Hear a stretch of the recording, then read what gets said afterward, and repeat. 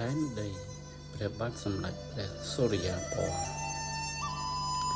សម្ដេចព្រះទេវីក្សត្រីជាសម្ដេចព្រះអាយកានិងសម្ដេចព្រះសុគន្ធាធិបតីហើយនឹងព្រះរាជគ្រូបុរហិតថ្វាយនាមសម្ដេចព្រះស្រីសូរិយាពណ៌គ្រងរាជ្យព្រះបរមរាជក្នុងឆ្នាំឆ្លូវត្រីស័កពុទ្ធសករាជ2135គ្រិស្តសករាជ1603មហាសករាជ1523ចសករាជ662ក្នុងព្រះជន្មាយុ46ឆ្នាំក្នុងវេលាព្រះរាជពិធីដែលរៀបចំថ្វាយព្រះអង្គគ្រងរាជសម្បត្តិនេះសម្ដេចព្រះកែវហ្វាពញាញោមជួបនឹងមន្ត្រីពេលកំណាចជាមនុស្សជប់ប្រជែងនោះហើយប្រឹក្សាថាយើងធ្លាប់ត្រេកសប្បាយនឹងល្បែងផ្សេងយើងនឹងល្វែងរកចាប់ប្រពន្ធកូនក្រមុំព្រហ្មចារីរបស់ឈ្មោះណាក៏ឥតមាននរណាទើសទាល់នឹងយើងឡើយយើងចង់ចាក់ជង់ពាក់មន់បាញ់សត្វក៏អាចធ្វើបានតាមអំពើចិត្តយើងទាំងអស់ឥឡូវនេះ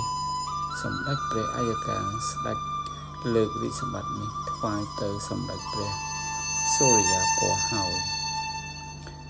ព្រះរាជពិធីគ្រងរាជ្យនឹងធ្វើទៅនៅថ្ងៃ13កើត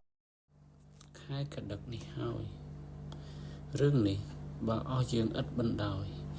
ទៅតាមប្រតិសម្ដេចព្រះបិតុលាមាខាងឪពុកនេះព្រះអង្គនេះប្រព្រឹត្តខុសពីពួកយើងកាលណាឡើយស្ដេចនឹងទ្រង់បណ្ដែតបណ្ដោយឲ្យពួកយើងធ្វើតាមអំពើចិត្តបានខណៈនោះមន្ត្រីលេឡពួកខាងសម្ដេចព្រះកែវហ្វាឆ្លើយថាយើងនឹងស្ងៀមនៅប្រងើយមិនបានទេកុំថាឡើយតែអំពើដែលយើងប្រុងប្រព្រឹត្តទៅខាងមុខទៀតនោះសូម្បីតែអំពើដែលយើងបានធ្វើហើយកន្លងមកដូចជាការកំហែងរាជមកពីជាន់មុននោះក្តីបើយើងបណ្ដោយឲ្យសម្ដេចព្រះស្រីសូរិយាពណ៌ស្ដេចសោយរាជសម្បត្តិកាលណាមុខជារាជនឹងប្តឹងរងដីកាសាទុកនឹងយើងវិញមិនខានហើយពួកយើងនឹងមានទុក្ខវេទនាជាពុំខានឡើយដូច្នេះពួកយើងគួរគិតគូរធ្វើតាមបរិយាកែវព្រះភ្លើងដែលពញាថៃទៅពឹងបុណ្យហើយលុកធ្វើគុតសម្ដេចព្រះបរមរាជាពញាអននេះព្រះកែវព្រះភ្លើងធ្វើដូច្នេះយើងត្រូវធ្វើដូច្នោះដែរទើបបានដូចខ្លួនគិតព្រមគ្នាសាច់ហើយសម្ដេចព្រះកែវហ្វាពញាញោមនិងមន្ត្រីលេឡទាំងនោះក៏បានចាត់អ្នកស្ម័គ្របកពួកខ្លះឲ្យដើរចូលទៅក្នុងពិធីនោះមកពីខេត្តនេះខេត្តនោះពួកខ្លះទៀតឲ្យបបួលទៅទូលសូមពឹងបុណ្យជ្រកក្រោមម្លប់ព្រះបារមីដូចនេះដែរសម្ដេចចៅហ្វាទលហៈសាមុហនិយុដែលនៅចាំព្រះរាជវាំងបានដឹងសេចក្តីនេះហើយក៏ធ្វើសម្បត្តិចាត់មន្ត្រីឲ្យយកទៅព្រះរាជវាំងកោះស្លាកែតបំរើនាំទៅជូនសេនាបតីនាំចូលក្រាបបង្គំទូលសម្ដេចព្រះមហាទេវីក្សត្រីសម្ដេចព្រះមហាទេវីក្សត្រីក៏មនីទៅទូលសម្ដេចព្រះរាជានាគាចៅប៉ុន្តែឯកសារច្រឡំហើយព្រោះស្រីសូរិយាពណ៌ស្ដេចត្រូវជាព្រះភានិកនីយៈរបស់សម្ដេចព្រះមហាក្សត្រីមិនមែនទៅជាចៅទេតាមសម្បត្តិមករបស់សម្ដេចចៅហ្វាទលហៈ សាមូហនិយោក្នុងខណៈនោះសម្ដេចព្រះមហាអោកយោរាជទ្រង់ជ្រាបហើយទ្រង់ត្រាស់ហៅព្រះចៅតេជោបាអង្គចៅវាយស្រុកខេត្តសំរោងទងការទើបនឹងមកពីធ្វើសង្គ្រាមមួយពញាជ័យយោធាចៅវាយខេត្តព្រៃកបាសជាមួយពញារាជាមេត្រីចៅវាយស្រុកភ្នំពេញមួយពញាស្រែនសេនារទ្ធីចៅវាយស្រុកលង្វែកមួយចៅវាយស្រុកក្រគរមួយព្រះកែវ៉ានឹងលើកស្មបៈពួកមកលុកជាមិនខានដូច្នេះអ្នកទាំងឡាយចូលយកចិត្តទុកដាក់ស្ទាក់ចាប់ឲ្យបានកុំបីខានចៅវាយស្រុកទាំង7នេះថ្វាយបង្គំហើយក្រាបទូលថាការនេះសូមព្រះបរមពុទ្ធកុំព្រួយព្រះハរតីឡើយទូហើយក៏ថ្វាយបង្គំលាចេញមកក្រៅហើយជួបជុំគ្នានៅក្នុងទីស្ងាត់ចៅវាយស្រុកទាំង6ខេត្តនិយាយនឹងចៅពញាតេជោព្រះអង្គថាលោកនេះលួងទុកជាស្ដេចសឹកសម្រាប់បង្ក្រាបសត្រូវការម្ដងនេះតើលោកគិតដូចម្ដេចសូមឲ្យលោកចាប់បង្គាប់មកយើងចុះយើងនឹងទទួលធ្វើតាមចៅពញាតេជោព្រះអង្គចាត់ចៅវាយស្រុកទាំង6នាក់ឲ្យនាំស្មបៈពួករបស់ខ្លួនទៅបង្កប់នៅចាំគ្រប់ទិសលើកលែងតែទិសខាងលិចមិនឲ្យបង្កប់គ្រប់ទេព្រោះមានមាត់ទន្លេហើយឲ្យបើកស្រាចិនជាច្រើនចំនួន100ហាបឲ្យចិនទៅតាំងរៀនលក់គ្រប់ទិសទាំង6ហើយឲ្យចៅវាយស្រុកទាំង6ទៅបង្កប់ចាំនៅទីនោះព្រមទាំងឲ្យយកថ្នាំពឹសពុលដាក់ក្នុងស្រានោះផងសម្ដេចកែវ៉ាពញាញោមលុកដល់ពេលយប់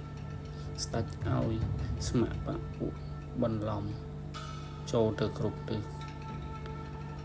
ការចូលទៅដល់ទៀមស្រាហើយបណ្ដាស្មបៈពួកទាំងនោះតែធ្លាប់តែផឹក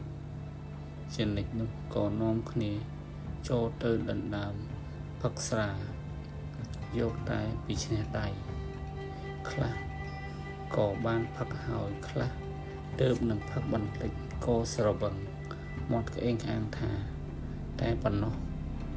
ហើយអញនឹងដណ្ដើមយករាជសម្បត្តិថ្វាយម្ចាស់អញហើយខាងតែបានហើយក៏ស្រែកហូខ្ទោខ្ទាឡើងចៅវាយស្រុកទាំង6ខេត្តដែលបង្កប់តបចាំនោះក៏ដេញទាហានឲ្យចូលចាក់កាប់ស្មបៈពួកដែលត្រូវស្រាលាយដោយថ្នាំពឹសពុលនោះទន់ដៃទន់ជើងទាហានដែលបង្កប់នោះចាប់បាន400នាក់ស្លាប់អស់ខ្លះពលស្លាប់ខ្លះឯសម្ដេច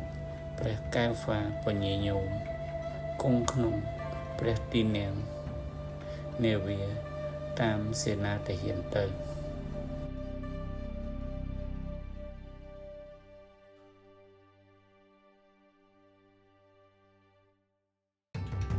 លុះដល់កំពង់ព្រះពន្លាននោះក៏តែងព្រះអង្គបន្លំធ្វើជារាជមកមើលបុណ្យលុះឃើញទៀមស្រាក៏ស្ទុះចូលទៅឲ្យចិនចាក់ស្រាសោយព្រមទាំងឲ្យស្រានោះទៅទាហានស្និទ្ធព្រះអង្គចំនួន50នាក់ផឹកដែរខណៈនោះព្រះអង្គកែវ៉ានិងទាហានក៏ស្រវឹងស្រាដល់ដេកទាំងអស់គ្នាចៅពញាតេជោព្រះអង្គដែលត្រៀមខ្លួនចាំនៅទីនោះឃើញហើយក៏ស្គាល់ជាក់ជាបៈពួកសម្ដេចកែវ៉ាហើយក៏បង្គាប់ឲ្យ សេនាទាហានចូលចាប់ចងបានទាំងអស់ព្រមទាំងសម្ដេចកែវហ្វាផងលុះព្រឹកឡើងចៅវាយស្រុកទាំង7ខេត្តនាំឆ្លើយ450នាក់